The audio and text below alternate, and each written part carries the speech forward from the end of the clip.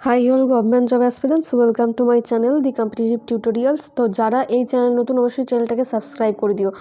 আজকে হচ্ছে এসএসসি জিডির যে 2021 যে পরীক্ষাটা হয়েছিল নভেম্বর মাসের 16 তারিখ, তার ফার্স্ট শিফট নিয়ে আলোচনা করবো। এখানে হচ্ছে 25টা জিকে ছিল, ঠিক আছে। এখন তোমাদের প্রত্যেকটা সাবজেক্টে কিন্তু 20 করে দেওয়া হয়েছে, কিন্তু আগে কিন্তু তোমাদের 25টা করে প্রশ্ন ছিল। চলো এই যে প্রশ্নগুলো, এইগুলো নিয়ে একটু আলোচনা করে নিই। আর এই প্রশ্নগুলো কিন্তু আপকামিং পরীক্ষার জন্য গুরুত্বপূর্ণ, তাহলে অবশ্যই তোমাদের এই ভিডিওটা কাজে আসবে অন্যান্য পরীক্ষার জন্যও। চলো শুরু করা যাক। প্রথম প্রশ্নটা কী রয়েছে দেখো, ভারতীয় সংবিধানের নিম্নলিখিত কোন অনুচ্ছেদটির প্রচারের সাথে সম্পর্কিত সমবায় সমিতি, অর্থাৎ সমবায় সমিতি সম্পর্কে যে অনুচ্ছেদটা রিলেটেড, তার নাম্বারটা কত?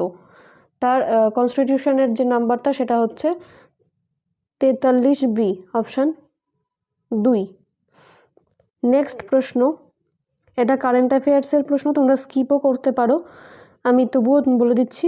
এখানে বলেছে 19-20-তে আর্থিক বছরে ভারতের যে শীর্ষ ব্যবসায়িক অংশীদার নিম্নলিখিত দেশগুলির মধ্যে কোনটি ছিল? তো উত্তর কি হয়ে যাবে? উত্তর কিন্তু হয়ে যাবে দি ইউএস, অর্থাৎ মার্কিন যুক্তরাষ্ট্র। অপশান 2তে অ্যান্সার রয়েছে। নেক্সট 3 নম্বর প্রশ্ন, 1708 সালে গুরু গোবিন্দ সিংয়ের মৃত্যুর পর খালসারা কার নেতৃত্বে মুঘল কর্তৃত্বের বিরুদ্ধে বিদ্রোহ করে? এখানে কিন্তু কোনটা হয়ে যাবে? এখানে কিন্তু মুঘল যে অথরিটি, তার বিরুদ্ধে যে যুদ্ধ হয়েছিল খালসারা, তার কার লিডারশিপে হয়েছিল বা কার নেতৃত্বে হয়েছিল? উত্তর হয়ে যাবে বান্দা বাহাদুর, অপশান 3। পরের প্রশ্ন, নিজের কে সংবাদ কৌমুদি পত্রিকা প্রতিষ্ঠা করেন? উত্তর কি হয়ে যাবে? উত্তর হয়ে যাবে কিন্তু অপশান 2, রাজা রামমোহন রায়। তার সাথে কিন্তু সংবাদ কৌমুদি পত্রিকার নাম যুক্ত। নেক্সট প্রশ্নে চলে যাচ্ছি, মালাবার নাভাল এক্সারসাইজ 2020-তে নিম্নলিখিত কোন দেশগুলি অংশ নিয়েছে? এটাও কারেন্ট অ্যাফেয়ার্সেরই প্রশ্ন, তোমরা স্কিপ করতে পারো। অপশান 4-এ অ্যান্সার রয়েছে মার্কিন যুক্তরাষ্ট্র, অস্ট্রেলিয়া, জাপান আর ইন্ডিয়া। পরের প্রশ্ন, সরায়ু নদী বা সরজু নদী কোন নদীর উপনদী? উত্তর হয়ে যাবে সারদা, অপশান 4। পরের প্রশ্ন কি রয়েছে দেখো, এটাও কারেন্ট অ্যাফেয়ার্সের একটা প্রশ্ন ঠিকই, কিন্তু এটা হচ্ছে কনস্টিটিউশনের মধ্যেও যাচ্ছে। কি রয়েছে দেখো, 26শে জানুয়ারি 2019 সালে ভারতের সংবিধানের অস্তিত্বের কিন্তু 69th ইয়ার্স পূর্ণ হয়েছিল। তো এই বছরের যে সংশোধন হয়েছিল, মানে অ্যামেন্ডমেন্ট যেটা হয়েছিল, সেটা কততম হয়েছিল? উত্তর হয়ে যাবে 103। আর এটার যে ইনফরমেশন সেটা হচ্ছে 2019-এর যে 12ই জানুয়ারি, এই অনুযায়ী কিন্তু এই অ্যামেন্ডমেন্টটা হয়েছিল, ঠিক আছে। নেক্সট প্রশ্নে চলে যাচ্ছি, কোন বছর স্বচ্ছ ভারত গ্রামীণ মিশনের দ্বিতীয় পর্বের সূচনা হয়েছিল? তো উত্তর হয়ে যাবে অপশান 1, অর্থাৎ 2021। নেক্সট প্রশ্ন, নিজের মধ্যে কে তীরন্দাজে ভারতের প্রতিনিধিত্ব করে, অর্থাৎ কে রিপ্রেজেন্ট করে ভারতকে তীরন্দাজ থেকে? উত্তর হয়ে যাবে দীপিকা কুমারী, অপশান 1। পরের প্রশ্ন কি রয়েছে দেখো, ড্যাশ একটি উচ্চ সারগ্রাহী শিল্পের উচ্চ বিন্দু প্রতিনিধিত্ব করে, যা 7ম এবং 8ম শতাব্দীতে চালুক্য বংশের অধীনে স্থাপত্যের একটি সুরেলা মিশ্রণ অর্জন করেছিল। এটা হচ্ছে দক্ষিণ আর উত্তর ভারত থেকে, অর্থাৎ এখান থেকে কিন্তু তারা গ্রহণ করেছিল। তো কোথা থেকে করেছিল?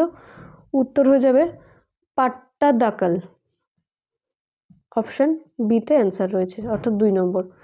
পরের প্রশ্ন, ভিটিকালচার নামে পরিচিত ভিটিকালচার হচ্ছে, উত্তর হয়ে যাবে কাল্টিভেশন অফ গ্রেপস বা আঙ্গুর চাষ, অপশান 2-এ অ্যান্সার আছে। পরের প্রশ্ন, নিচের মধ্যে কে ইয়াতি বা তুগলক নাটকের জন্য সবথেকে বেশি পরিচিত? উত্তর কি হয়ে যাবে? এই প্রশ্নের উত্তর হয়ে যাবে গিরিশ কনরাড, অপশন সিতে অর্থাৎ 3 নম্বরে উত্তর রয়েছে। নেক্সট প্রশ্নে চলে যাচ্ছি। ফকিরচাঁদ কোহলি, যিনি 2020 সালে নভেম্বর মাসে মারা যান, তিনি ছিলেন কে? অর্থাৎ তার সাথে কোন সেক্টরটা যুক্ত? উত্তর হয়ে যাবে ফাদার অফ ইন্ডিয়ান সফটওয়্যার, যেটা আর কি ইন্ডাস্ট্রি। তো এখানে হয়ে যাবে ভারতীয় সফটওয়্যারের শিল্পের যে জনক, সেটা অপশন 4-এ অ্যান্সার রয়েছে। নেক্সট প্রশ্ন হচ্ছে, জলের অণুতে হাইড্রোজেনের ভরের সাথে অক্সিজেনের ভরের যে অনুপাত, সেটা কত? সেটা বলতে হবে তোমাদের। অপশন এতে অ্যান্সার রয়েছে, অর্থাৎ 1:8। নেক্সট প্রশ্নে চলে যাচ্ছি। কেন্দ্রীয় মন্ত্রী 5 তারিখে ড্যাশ নামে বিনামূল্যে একটা মোবাইল অ্যাপ চালু করেছিল। এটাও একটা কিন্তু কারেন্ট অ্যাফেয়ার্সেরই প্রশ্ন। শিক্ষার ক্ষেত্রে একটা কিন্তু অ্যাপ চালু হয়েছিল, সেটা কি? ইংলিশ প্রো, অপশন 1 হয়ে যাবে উত্তর। 16 নম্বর প্রশ্ন, আলফা কণার ড্যাশের দ্বিগুণ চার্জযুক্ত আয়ন, মানে কোনটার সাথে এইটা সম্পর্কিত, অর্থাৎ আয়নের সম্পর্ক কোনটার থেকে রয়েছে? উত্তর হয়ে যাবে হিলিয়াম। হিলিয়ামের যে দ্বিগুণ চার্জযুক্ত একটা আয়ন, যেটা কিনা আলফা কণার সাথে সম্পর্কিত। পরের প্রশ্ন, এটাও কারেন্ট অ্যাফেয়ার্সের প্রশ্ন। তোমরা একটুখানি জাস্ট মনে রাখো যে টিম হ্যালো এর উদ্যোগ 2020 সালে কোন দেশ নিয়েছিল? সেটা হচ্ছে ইউনাইটেড নেশনস, অপশান 2-এ অ্যান্সার রয়েছে।